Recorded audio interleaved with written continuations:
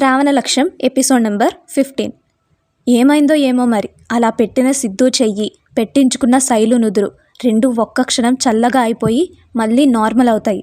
వచ్చిన దగ్గర నుంచి అసలు వాళ్ళ ఆలోచనలు, మైండ్, మనసు అంతా గందరగోళంగా ఉంటుంటే అసలు అక్కడ ఏం జరుగుతుందో అర్థం కావట్లేదు సిద్ధుకి.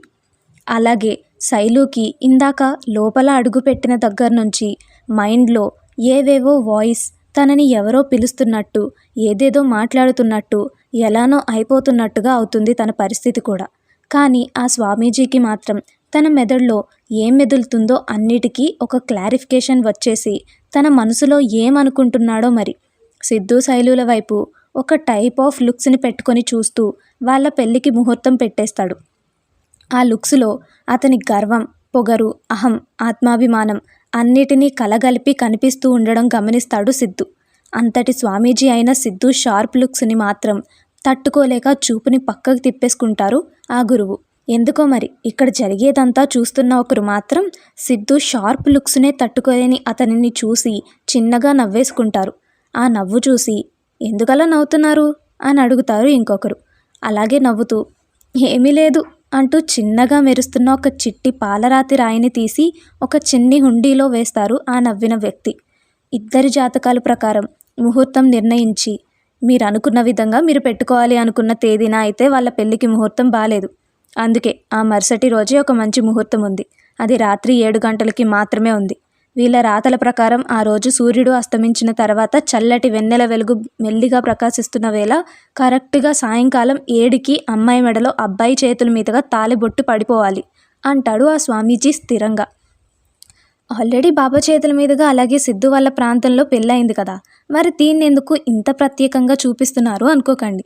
ఎందుకంటే బాబా జరిపించిన ఆ పెళ్ళి సాక్షాత్తు శివునికి అతి చేరువలో ఉండే ఆ నల్లరాతి కొండ మీద నందేశ్వరుడి గుడిలో జరిగింది. అలాగే సిద్ధు వాళ్ళ ప్రాంతం ఇది టోటల్గా మన భూమి కాదు, అది వేరే గ్రహం. అక్కడ జరిగిన ఈ పెళ్ళిళ్ళు ఒక వంతు అయితే మన భూమిపై ఇలా ఒక మనుష్య రక్షకుడికి, అలాగే భూమిపై జన్మించిన మానవ మాతృకి జరిగే పెళ్ళి ఇంకొక వంతు. అండ్ ఇప్పటి వరకు ఇటువంటి ఒక పెళ్ళి ఎక్కడా జరిగింది లేదు. అందుకని దీన్ని మేమంత ప్రత్యేకంగా పెడుతున్నాం. ఆ స్వామీజీ మాటలకు ఎందుకు స్వామి అంత ఖచ్చితంగా అని అడుగుతాడు కిరణ్. కొన్నిటికి సమాధానాలు ఉండవు నాయనా, ఇది ఈ లోకంలో జరిగే మొదటి వివాహం. అందుకే సూర్యుడు అస్తమించాక పెట్టుకోవడమే మంచిది, అందుకే చెప్తున్నా. ఓహో అలాగే స్వామి, మీకు ధన్యవాదాలు మా పిల్లల కోసం ఇంతలా శ్రమపడినందుకు. నవ్వుతూ పర్లేదు నాయనా, ఆ దేవుని భక్తుడికి నా చేతుల మీదుగా వివాహం జరగడం నిజంగా నా అదృష్టం. ఇక మీరు వెళ్ళవచ్చు. అలాగే స్వామి అని దండం పెడుతూ మరి మీ సంభావన? అదంతా అవసరం లేదు నాయనా, మీకు మరీ అంతగా ఇవ్వాలని ఉంటే శ్రీశైల దేవస్థానంలో నా పేరు మీదుగా హుండీలో వేయండి. అలాగే స్వామి ఇక సెలవు అంటూ బయటికి వెళ్ళిపోతారు అందరూ. ఒక్కటిగా మారిన సిద్ధు శైలుల చేతుల వంకే చూస్తూ ఎదురు చూస్తూ ఉంటా అనుకుంటాడు గురువుగారు. అదేంటో అర్థం కాక దేనికోసం స్వామి అంటాడు మన పాత స్వామీజీ. అంతే, అతడి వైపు ఒక సీరియస్ లుక్ ఇవ్వగానే గప్చుప్ అయిపోయి ఆ ఒక్క చూపులోనే నీకు అవసరమారా అన్నట్టు వినిపించేసరికి సైలెంట్ అయిపోతాడు స్వామీజీ. బయటికి వచ్చిన సిద్ధు దగ్గరికి ఎగురుకుంటూ వచ్చి సిద్ధా అనగానే నీకు కూడా అలానే అనిపించిందా కిట్టి అంటాడు తన మాట పూర్తి కాకముందే.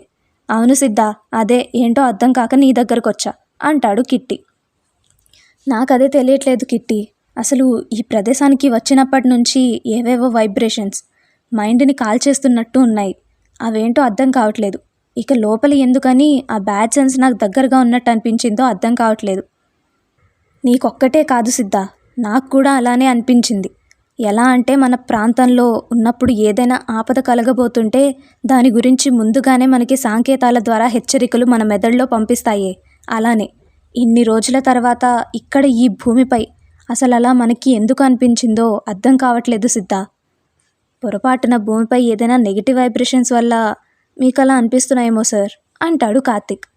నాకు అలానే కనిపిస్తుంది కార్తీక్ అంటూ వెనక్కి తిరగగానే ఎదురుగా శైలు ఏదో ఆలోచిస్తూ నిల్చున్న చోటే ఆగిపోవడం చూసి శైలు అంటూ మీద చేయవేయగానే ఉలిక్కిపడి సిద్ధు కళ్ళు అటు ఇటు స్పీడ్గా తిప్పి చూస్తుంటే శైలు ఏమైందిరా అలా ఉన్నావు అంటాడు కదుపుతూ.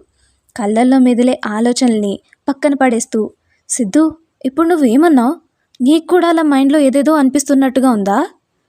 నాకు కూడా అంటే నీకు అన్న మాట కూడా పూర్తి కాకముందే, అవును సిద్ధు, నాకు కూడా ఇందాక గుడి లోపలికి అలా అడుగు పెట్టానో లేదో అంతే, ఏవేవో వింత వింత వాయిసెస్. అవి ఎవరివో తెలీదు, బట్ అవి నాతో ఏదో చెప్పాలనే ట్రై చేస్తున్నాయి. కానీ క్లారిటీ లేదే. అవేంటో తెలుసుకోవడానికి లోపలే ఎంతసేపు మదన పడినా నాకు అర్థం కాలేదు. అంతా తికమకగా ఉంది అని కంగారుగా చెప్తుంటే, శైలు శైలు కూల్, ఇక్కడంతా మంచిగా లేనట్టుందిలే, పద ముందు మనం ఇక్కడ నుంచి వెళ్ళిపోదాం అంటూ దగ్గరికి తీసుకుని, అత్త రండి వెళ్ళిపోదాం ఇంకా అని అరుస్తాడు ఆ వ్యూని అంతా చూస్తున్న అందరితో. సిద్ధు వస్తున్నాం. ఏంటో ఈ ప్రపంచం మనం తప్పితే ఒక్క మనిషి చిన్న జీవరాశి కూడా లేనట్టుగా అనిపిస్తుంది అనుకుంటూ ముందుకు వస్తారు అంతా. కొండ దగ్గరికి వచ్చి, అబ్బా నాన్నలు మళ్ళీ ఇప్పుడు ఈ కొండ దిగాలా అని చిన్నపిల్లల సిద్ధునే చూస్తూ అంటుంది రాధ. అత్త చేష్టలకి నవ్వొచ్చేసింది సిద్ధుకి. పర్లేదులే అత్త, మేము చూసుకుంటాం అని బంగారం అనగానే సిద్ధు వైపు చూస్తూ, హా కన్నా అని తన పిలుపులోని మర్మం అర్థమైన శైలు నవ్వుతూ అందరి వంక చూస్తూ శైలు ముద్దు చేతుల్ని వాళ్ళ ముందుకు చాపుతుంది.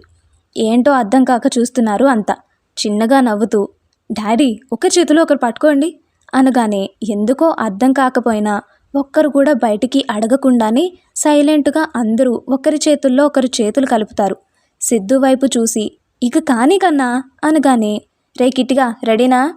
హా సిద్ధా, నేనెప్పుడో రెడీ అంటాడు నవ్వుతూ. వాళ్ళసలు ఏం చేస్తున్నారో అర్థం కాక బిత్తర ముఖాలు వేసుకొని చూస్తున్నారు అంతా. కిట్టిగాడు రెడీ అనంగానే ఒక్కసారిగా కళ్ళు మూసుకొని శైలు చేతిని గట్టిగా పట్టుకోగానే అలా గాల్లో ఎగిరిపోతారు అంతా.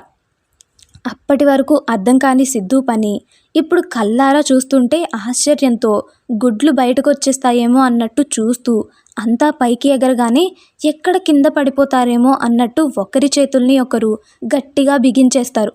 అలా పైకి ఎగిరిన శైలు గాల్లో తేలి ఆడుతున్న తన చిట్టి కుటుంబాన్ని ముసిముసిగా నవ్వుకుంటూ చూస్తుంటే గాల్లో తేలుతున్న వాళ్ళ బాడీస్ ఒక్కసారిగా ఆ టెన్షన్ భయం అంతా శరీరానికి తగులుతుంటే చిన్నగా షివర్ అవుతూ కళ్ళను గట్టిగా మూసేసుకుంటారు. గీతూ శాలులు అయితే మరీను వాళ్ళ భయం అంతకంతా పెరిగిపోతుంటే అదే పనిగా శ్రీరామ దండకం చదువుతూ బెదురుతూనే ఉన్నారు. మన పెద్ద జంట మాత్రం అంత సడన్గా గాల్లోకి ఎగిరేసరికి కొద్దిగా భయం వేసిన వాళ్ళ బిడ్డల మీద ఉన్న గట్టి నమ్మకంతో కొద్దిగా వస్తున్న ఆ భయాన్ని కూడా పక్కన పెట్టేసి ప్రశాంతంగా వీస్తున్న చల్లటి గాలిని వాళ్ళ తనువంతా ఆస్వాదిస్తున్నారు. ఇక మన మను బేబీ, చెర్రు బేబీ దగ్గరికి వస్తే వాళ్ళ కళ్ళకి ఇలాంటి వింతలు ఇప్పటికే బోలెడు చూసి ఉండడంతో ఒక పక్క చిన్నగా భయం కలుగుతున్నా కూడా దాన్ని ప్రశాంతంగా కామ్ చేస్తూ అందంగా ఉన్న ఆ నేచర్ని ఎంజాయ్ చేస్తూ ఉంటారు. ఇక మన కార్తీక్ మ్యాటర్కి వస్తే అసలు ఇంతసేపు సిద్ధు, శైలు, కిట్టి ముగ్గురు దేని గురించి రెడీ అంటున్నారో అర్థం కాక అలానే చూస్తూ ఉన్నవాడు కాస్త ఒక్కసారిగా అలా గాల్లో ఆకాశంలో తేలుతున్న అతని బాడీని చూసుకుని కిందకి చూడగానే కళ్ళు గిర్రున బొంగరంలా తిరుగుతున్నట్టయి ఆ గాలికి ఊగిపోతుంటే సిద్ధు చేతిలో ఉన్న కార్తీక్ ఇంకొక చెయ్యిని గట్టిగా పట్టుకోవడంతో బ్యాలెన్స్ అవుతాడు కార్తీక్. ఇలా ఒక్కొక్కరిగా ఇస్తున్న వాళ్ళ ముఖ భంగిమల్ని నవ్వుతూ చూస్తూ ఆకాశంలో కోలాహలంగా విహరిస్తూ ఎగురుతున్న చిట్టి చిట్టి పక్షులు కనపడగానే, ఏ గీతు వదినా, ఇవి చూడండి చిట్టి పక్షులు, బుల్లి పిట్టలు మనకి ఎంత దగ్గరగా ఉన్నాయో అంటూ ఎగ్జైట్ అవుతుంది శైలు. ఓసై శైలు, నీకు ఇవన్నీ బాగానే ఉన్నాయే తల్లి, కానీ మాకే ఇక్కడ తడిచిపోతుంది. ఇందాక గీతుకి చక్కెర మాత్రమే వచ్చింది, ఇప్పుడు మేము కళ్ళు తెరిచామంటే గాల్లో ఎగిరిన మా ప్రాణాలు ఇక్కడికిక్కడే గాల్లో కలిసిపోయేలా ఉన్నాయి, మమ్మల్ని వదిలే తల్లో అంటుంది శాలు. అంతే, తన మాటలకి గీతుని పట్టుకున్న చెర్రి చెయ్యి అలాగే శాలుని పట్టుకున్న మను చెయ్యి ఇద్దరూ ఒకేసారి గట్టిగా బిగించేస్తారు. ఎంతగా అంటే వాళ్ళ ఎముకలు కూడా ముక్కలైపోతాయేమో అన్నట్టుగా. ప్రియుళ్ళు నాటు స్పర్శలోని అర్థమవుతున్నా కళ్ళు తెరిచి వాళ్ళ ప్రేమను చూడలేక అలానే భయపడుతూ ఉండిపోతారు ఇద్దరు. పాపం శైలు వాళ్ళ పరిస్థితి చూసి ఎంత నవ్వు ఆపుకుందామన్నా తన వల్ల కావట్లేదు. తన ముసిముసి నవ్వులు చూస్తుంటే సిద్ధుకి భలే ముద్దొచ్చేస్తుంది. ఎంతో కూల్గా ఆకాశంలో విహరిస్తూ తాపీగా వెళ్ళి వాళ్ళ కారు ముందు ల్యాండ్ చేపిస్తాడు సిద్ధు.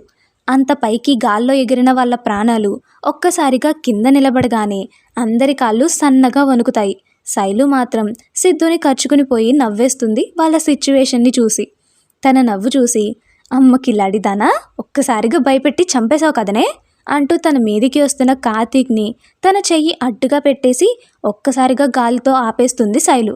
అది చూసి దేవుడా అని నోరు తెరుచుకొని చూస్తూ నీకివి కూడా ఉన్నాయన్న సంగతి మర్చిపోయి ఆడసింహం ముందు కుప్పిగంతులు వేసా చూడు, నన్ను నేను అనుకోవాలి ముందు అంటూ తల కొట్టుకుంటాడు కార్తీక్. ఆవు అని సింహం లెక్క గాండ్రిస్తూ అది మరి మేమంటే అట్లుంటుంది అంటుంది సిద్ధు భుజంపై తన మోచేయిని ఆనిస్తూ. అందరూ నవ్వుతూ ఇక చాలు పదండి, ఇప్పటికే చాలా లేట్ అయింది, వెళ్దాం, ఏదైనా తినేసి వచ్చి దర్శనం చేసుకుని నైట్కి అంతా ఇంటికి రిటర్న్ అవ్వాలి అంటాడు కిరణ్. ఆ నాన్న, ఇప్పటికే పెండింగ్ వర్క్ చాలా పడిపోయింది, పదండి అంటాడు మనోజ్.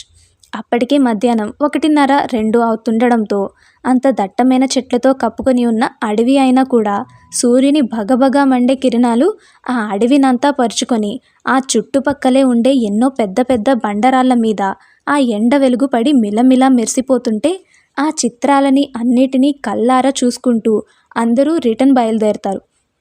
కారులో కూర్చొని అదేంటి డాడీ అప్పుడే వెళ్ళిపోతున్నామా మనం అని శైలు అంటే తలపై మొట్టికాయ వేస్తూ ఇంకెన్ని రోజులుంటావే ఇక్కడే అంటాడు చరణ్. అబ్బా బావా, ఎందుకు ఎప్పుడు చూసినా ఇలా కొడతావు అని తల రుద్దుకుంటూ ఇంకోసారి ఇలా కొట్టావంటే నా మొగుడికి చెప్తా చూసుకో. అమ్మో భయం వేస్తుందే, ఏంటి సిద్ధు కొడతావా నన్ను నవ్వుతూ. అదేంటి చెర్రీ, నేను నీ పార్టీనేగా, మనం ఇద్దరం కలిసి బుజ్జిదాన్ని ఏడిపిద్దాం అంటూ ఇద్దరు హైఫై ఇచ్చుకుంటారు. సిద్ధు మాటలకి కప్పలా నోరు తెరుచుకొని చూస్తూ ఆహా సిద్ధు, నువ్వు కూడా బావ పార్టీనే నన్ను అంటూ తన గుండెలపై దబదబా బాధేస్తూ నాకు సపోర్ట్గా ఉండకుండా బావ పార్టీనే అంటావా అని కొడుతూనే ఉంటే హే ఆగవే, నా గుండె మీద తబలా అనుకుంటున్నావా, అలా వాయించేస్తున్నావు, అబ్బా ఆపే, నేను ఆపను అని ఇంకా అలానే గట్టి గట్టిగా కొడుతుంది. ఇదంతా నవ్వుతూ చూస్తున్నారు అంతా. రేయ్, మీ చిన్నపిల్లల అల్లర్లు మానుకొని కొంచెం కుదురుగా కూర్చోండ్రా, మీరు ఊగే ఊగుడికి బండి ఊగిపోతుంది అంటాడు కిరణ్ నవ్వుతూ. ఆ మావయ్య, మీ కూతురే చూడండి ఎలా చేస్తుందో అని చెప్తుంటే ఓయ్ అంటూ మీదికి లాక్కుంటుంది సిద్ధుని. అంత దగ్గరగా లాక్కునేసరికి ఇద్దరి కళ్ళు ఒకరి మీద ఒకరివి అలా స్టిక్ అయిపోతాయి. తన చిలిపి కళ్ళల్లోకి చూస్తూ ఎందుకు బుజ్జి అలా లాగావు, మరి నువ్వు నాకు సపోర్ట్ చేయకుండా బాగు చేస్తావా అంటుంది బుజ్జిగా. తన ముద్దు మాటలకి అలాగే మెరుపుల్ని కురిపిస్తున్న ఆ కళ్ళని చూసి మెల్ట్ అయిపోతూ నా చిట్టిదానా, నీకు నేను ఎప్పుడో పడిపోయానే, ఇలా పదే పదే నీ ముద్దు మాటల్ని వినిపిస్తూ నీ కొంటె మాయతో నీ ఒళ్ళో వాలిపోయేలా చేయకే చిట్టి అంటాడు తన మనసులో. తన మాటలకి సిగ్గేసి చిన్నగా సిద్ధు కాలర్ని వదిలి సీట్లో కుదురుగా కూర్చుంటుంది శైలు. తన మైకంలో పడిన సిద్ధు మెల్లిగా వెనక్కి జరిగి కూర్చుంటాడు. సిగ్గుతో ముసిముసిగా నవ్వుతూ సిద్ధు చేయిని గట్టిగా పట్టుకుంటూ తన భుజాలపై తలవాల్చుతుంది. ఆ రోజే శ్రీశైల మల్లికార్జున స్వామి దర్శనం చేసుకొని శ్రీశైలంలో ఉండే ప్రతి ఒక్క దేవస్థానాన్ని అన్నిటినీ దర్శించుకుని శ్రీశైలంలో కనిపించే ప్రతి ఒక్క వింత ప్రదేశాన్ని దర్శించి పిల్లల అల్లర్లు ఆటపాటలతో అందరి దేవుళ్ళ దగ్గరికి ఆశీర్వాదాలు తీసుకొని ఈవినింగ్కి అంతా రిటర్న్ స్టార్ట్ అవ్వడానికి సిద్ధపడతారు అందరూ. అప్పుడే రేడియోలో శ్రీశైలంకి వచ్చిన భక్తులందరికీ విజ్ఞప్తి, శ్రీశైల కొండల గుడిలో అంతా దొంగలు ఎక్కువగా అయిపోయారు, అందుకోసమే పోలీస్ వాళ్ళు స్పెషల్ ఫోర్స్ని కాపలాగా ఉంచినా కూడా ఎంతో గొప్ప గొప్ప విలువైన విగ్రహాలు దొంగిలించబడుతున్నాయి, వాటి విచారణ ఇంకా కొనసాగుతుంది, అందుకే వచ్చిన మీ అందరూ మీ వస్తువులు ఎంతో భద్రంగా ఉంచుకోవాలని పోలీస్ వారి విన్నపం అంటూ ఒక న్యూస్ వస్తుంది రేడియోలో. అది చూసి బెడ్పై బోర్లా పడుకున్న శైలు టక్కున పైకి లేచి అవును గీతూ, ఇంతకుముందు నువ్వు తెగ రేడియోని పదే పదే పెట్టుకుని మరీ చూసేదానివి కదే, మరి ఈ మధ్య ఏంటి అసలు ఒక్కసారి కూడా పెట్టుకోవడం లేదు, నేను చూడలేదు అంటుంది బట్టల్ని ప్యాక్ చేస్తున్న గీతూనే చూస్తూ. లగేజ్ సర్దుతూనే ఓ అదా, అప్పుడంటే నా బంగారం అందులో వస్తుంటాడు, తన వాయిస్ వినొచ్చు అనేసి పెట్టుకునేదాన్ని, కానీ ఇప్పుడు అవసరం లేదు కదా, నా బేబీ నావాడైపోయాడు కదా, ఇక రోజు నా పక్కనే ఉంటాడు, ఇంకా రేడియోతో నాకేం పని, ఏం చెక్క నా బేబీని నా కళ్ళారా చూసుకుంటూ చెవులారా తన మధుర స్వరాన్ని వింటున్నాగా అంటుంటే ఏంటి అంటే నువ్వు రేడియో బావ కోసమే చూసేదానివా అంటూ ఆశ్చర్యంగా అడుగుతుంది శైలు. చూడడం కాదే మొద్దు, వినటం. అబ్బా ఏదో ఒకట్లే చెప్పు ముందు చిన్నగా శైలు తల మీద కొడుతూ. లేకపోతే ఇంకెందుకు అనుకున్నావే నువ్వు, న్యూస్ అంటే చూడడం వినడం ఇష్టమే కానీ మెయిన్గా వినేదైతే నా బేబీ కోసమే అని సిగ్గుపడుతూ చెప్తుంటే అబ్బో గీతూ, ఇదంతా నువ్వేనా చేసింది అంటుంది శైలు నవ్వుతూ. బట్టలు మడత పెడుతూ శైలు వైపు చూసి మరింకెందుకు అనుకున్నావే, ఊరికి పిచ్చి పిచ్చి దాని లెక్క ఎప్పుడు చూసినా రేడియో రేడియో అంటూ గోల్ చేస్తుంది అనుకున్నావా, తనను చూసిన దగ్గర నుంచి ఇంట్లో తన వాయిస్ ఒక్కరోజు వినకపోతే నాకు ఆ రోజు అంతా ఎలా ఉండేదో తెలుసా, ఎంత బాగుంటుందే వాడి వాయిస్, అలా వింటూ చచ్చిపోవచ్చు తెలుసా, హే గీతు, ఏంటా మాటలు? నవ్వుతూ, ఆహా చెప్తున్నానే, అప్పుడు నా పరిస్థితి అలానే ఉండేదిలే. తన గొంతు వింటున్న ప్రతిసారి ఎంతో మెస్మరైజ్ అవుతూ వినేదాన్ని. ప్రతిరోజు ప్రతి క్షణం లేచినా తన వాయిస్తోనే, నిద్రపోయినా తన వాయిస్తోనే. తనకి నేను ఎంతలా ఎడిక్ట్ అయిపోయానో తెలుసా? చివరికి ఒక్కరోజు తన గొంతు వినకపోతే అసలు ఆ రోజంతా నోట్లో ముద్ద దిగేదే కాదు, కంటికి కునుకు దొరికేది కాదు అని చిన్నగా నవ్వుతూ, ఒక్కొక్కసారి అనిపించేదే, అసలు నేను ఇలా ఎందుకు అయిపోతున్నాను? ఒకవేళ రేపు అన్ననాడు పొరపాటున తను నాకు దొరక్కపోతే నా పరిస్థితి ఏంటో కూడా అర్థమయ్యేది కాదు. హే గీతు, చాలు చాలు ఎమోషనల్ అవ్వకే అంటూ దగ్గరికి వస్తుంది. అలా ఏం లేదులే అంటూ కంటి నుంచి కారుతున్న కన్నీటిని తుడుచుకుంటూ, హీఈస్ మై బేబీరా. తనని చూసిన ప్రతిసారి నా కళ్ళలో ఒక చిన్న స్పార్కిల్ వస్తుంది. నువ్వు ఎప్పుడైనా గమనించావా అని ముద్దుగా నవ్వుతూ ఎగ్జైట్ అవుతూ చెప్తుంటే, తన మాటలన్నిటినీ ముందుగానే అక్కడికి వచ్చి వింటున్న చరణ్ కళ్ళల్లో వాటర్ ఆగడం లేదు. ఆ కన్నీళ్లతోనే నవ్వుతూ, నేనంటే మరి ఇంత ప్రాణమని నీకు అనుకోకుండా ఉండలేకపోతాడు. గీతు బుగ్గలు పట్టుకొని లాగుతూ, అచ్చుచ్చో నా బుజ్జిదానికి మా బావ అంటే ఎంత ప్రాణమో. నిజంగా నీలాంటి తన లైఫ్ పార్ట్నర్గా దొరికినందుకు మా బావ చాలా అంటే చాలా అదృష్టవంతుడ్రా. నవ్వుతూ, తన గాలి తగిలితే చాలు అనుకున్నానే, అలాంటిది ఇప్పుడు నా లైఫ్లో నా సగం అయ్యాడు అంటూ ప్రేమగా తన ప్రియుడు తొడిగిన ఎంగేజ్మెంట్ రింగుని ముద్దు పెట్టుకుంటూ, నేనే చాలా చాలా లక్కీ. ఆ ఒక్క మాట చరణ్కి ఎక్కడో గుచ్చుకుంది. చిన్నగా తన గుండె మీద చేయి వేసుకొని రుద్దుకుంటూ కళ్ళల్లో తిరుగుతున్న కన్నీళ్ళని ప్రేమగా మరల్చుతూ తన ప్రియురాల్ని కన్ను కూడా ఆర్పకుండా చూస్తున్నాడు. మీ ఇద్దరూ లక్కీ నేలపిల్ల అంటూ డోర్ వైపు చూసిన శైలుకి తలుపు దగ్గర చరణ్ కనపడగానే షాక్తో అలా చూస్తూ ఉండిపోతుంది. తనని చూసిన శైలుని చూస్తూ ష్ రా అంటూ సైగ చేస్తాడు చరణ్. దానికి నవ్వుకొని, సరే అయితే నువ్వు ప్యాక్ చేస్తూ ఉండు, నేను ఇప్పుడే వస్తా అంటూ వెళ్ళిపోతుంది శైలు. సరేరా త్వరగా కానీ లేట్ అవుతుంది మళ్ళీ. సరే సరే అని చెప్తూ వెళ్తూనే, బావా అని గుర్రున చూస్తూ చరణ్ డొక్కలో ఒక్క పంచి ఇచ్చేసి వెళ్ళిపోతుంది మన పాప. అబ్బా రాక్షసి అని మెల్లిగా అనుకొని ప్రేమగా తన ప్రియురాల్ని చూస్తూ లోపలికి వచ్చి స్లోగా డోర్ లాక్ వేసేసి పిల్లిలా నెమ్మదిగా తన దగ్గరకు వచ్చి గీతుని వెనక నుంచి గట్టిగా హత్తుకుంటాడు చరణ్. అంత సడన్గా వచ్చేసరికి ఒక్క క్షణం తన మది ఉలిక్కి పడుతుంది గీతుకి. ప్రేమగా తన మెడ మీద ముద్దులు పెడుతుంటే ప్రియుడి వెచ్చని పెదవుల స్పర్శకి తేరుకొని చిన్నగా తన చెంప నిమురుతూ, ఏం బేబీ ఇలా వచ్చో అంటుంది. ఓహో ఏం లేదు నాన్న అంటూ తనని ఇంకా గట్టిగా తనలోకి పొదుపుకుంటాడు. తనకి ఏమైందో అర్థం కాక, చరణ్ ఏమైంది ఎలా ఉన్నావు అంటూ ముందుకు తిరుగుతుంటే, ఆగే ఒక నిమిషం తిరగకు అంటూ గట్టిగా తనని ఒక చేత్తో పట్టుకొని ఇంకొక చేత్తో తన జేబులో ఉన్న ఒక ప్లాటినం మినీ డైమండ్ స్మాల్ చైన్ని తీసి గీతు మెడలో వేస్తాడు. అది చూసి దాన్ని ప్రేమగా గుప్పెట్లో పట్టుకొని నవ్వుతూ, ఇదెప్పుడు తీసుకున్నారు మాస్టరు? వెనక చైన్కి హుక్ పెట్టేసి ఆ హుక్కు పెట్టిన చోట చిన్నగా బైట్ చేసి మెల్లిగా తనని ముందుకు తిప్పుకొని తన కళ్ళల్లో నక్షత్రాల్లో వెలుగుతున్న ఆ స్పార్కిల్స్ని చూస్తూ, నీకు నచ్చిందారా అని అడుగుతుంటే, నువ్వు ఇంత ప్రేమగా ఇస్తుంటే నచ్చకుండా ఎలా ఉంటుంది బంగారం అంటూ దాన్ని ముద్దు పెట్టుకుంటుంది. చిన్నగా నవ్వుతూ, ఏది దాన్ని ఒకసారి చేత్తో పట్టుకో అనగానే ఎందుకో అర్థం కాక చైన్ని చేతిలోకి తీసుకుంటుంది. తను పట్టుకున్న డాలర్ని తన చెయ్యి పక్కనే చరణ్ చేయిని పెడుతూ ఆ డాలర్ని ముట్టుకోగానే అది మిలమిలా మెరిసే నక్షత్రంలా వెలిగిపోతుంది. అది చూడగానే సంబరం ఆశ్చర్యంతో కళ్ళని అలా పెద్దవి చేసుకొని చూస్తూ, హే చరణ్ ఏంటిది ఇలా వెలిగిపోతుంది అని ఎగ్జైట్ అవుతూ చెప్తుంటే, నీ కళ్ళల్లో కనిపించే మెరుపులు నాకు బాగా నచ్చుతాయిరా అంటూ తన కళ్ళకి చిరుముద్దులు ఇచ్చేసి, ఇది ఒక ఇన్వెంట్ నాన్న. ఇన్వెంటా? హామా, నాకు తెలిసిన ఒక ఫ్రెండ్ ఉన్నాడులే, తను ఇలాంటి ఇన్వెంట్స్ కొత్త కొత్తవి చాలా చాలా చేస్తూ ఉంటాడు. అందుకే నా బంగారంకి ఏదైనా మర్చిపోలేని గిఫ్ట్ ఇద్దాం అనుకున్నా. అప్పుడే వాడు గుర్తొచ్చి ఇది చేయించాను. ఇందులో నీ బాడీ సెన్స్ నా బాడీ సెన్స్ ఈ రెండింటిని మిక్స్ చేసి చేయబడింది.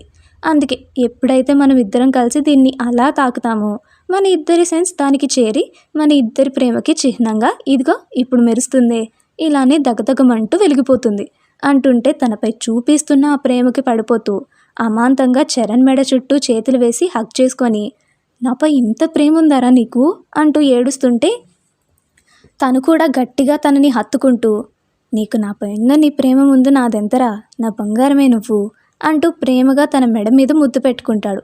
గైస్, ఇలాంటి ఒక ఇన్వెంట్ ఈ ప్రపంచంలో అసలు ఉందో లేదో we don't know. But Geethu పాపకి ఇలాంటి చిన్న చిన్న థాట్స్ చాలానే ఉన్నాయిలేండి. అలా ఉంటే బాగుంటుంది కదా, ఇలా ఉంటే బాగుంటుంది కదా అని చాలానే అప్పుడప్పుడు అలా మైండ్లోకి వచ్చిపోతూ ఉంటాయి. అందుకే ఈ చిన్న చిన్న క్రియేటివ్ థాట్స్ అన్నిటినీ మెల్లిమెల్లిగా ఈ కథల్లో భద్రంగా దాచిపెట్టుకుంటుంది. అందుకే ఇందులో ఒక చిన్నదాన్ని దాచేసింది. జస్ట్ కన్ఫర్మేషన్ అనమాట. మళ్ళీ అలాంటి ఇన్వెంట్ అసలు ఉందా అంటూ ఎవరైనా క్వశ్చన్ చేస్తారు కదా, వాళ్ళకి ఇక్కడ క్లారిఫికేషన్ ఇచ్చేస్తున్నాం ముందే. ఓకేనా? అరే, ఈ రాక్షసి ఎటు వెళ్ళిపోయింది, ఇందాక నుంచి వెతుకుతున్నా అసలు దొరకట్లేదు దొంగ మొహంది అని ముద్దుగా తన ప్రియురాల్ని తిట్టుకుంటూ చుట్టూ చూస్తూ వెళ్తున్న సిద్ధుకి శైలు గీతు రూమ్ నుంచి రావడం గమనించి మన పాప ఇక్కడుందా అంటూ స్పీడ్గా తన దగ్గరకు వెళ్ళి నవ్వుకుంటూ వస్తున్న శైలు చేపట్టుకొని రూమ్లోకి లాక్కెళ్ళిపోతాడు సిద్ధు. అదండి మరి ఈరోజు ఎపిసోడ్. ఎలా ఉంది? నచ్చిందా? నచ్చితే కమెంట్స్ చేసేయండి, లైక్స్ చేసేయండి, అలానే షేర్ కూడా చేయొచ్చు. ముందుగా ఇవన్నీ చేయాలి అంటే సబ్స్క్రైబ్ చేసుకోవాలి. ఇంకుంటాం మరి. ఇట్లు మీ సౌజీ కీర్తి. బాయ్. మరిన్ని ఇంట్రెస్టింగ్ వీడియోస్ కోసం మా వీడియోస్ని లైక్ చేసి డైలీ నోటిఫికేషన్స్ కోసం సబ్స్క్రైబ్ చేసుకొని పక్కనే ఉన్న గంట సింబల్ని ఆన్లో పెట్టుకోండి.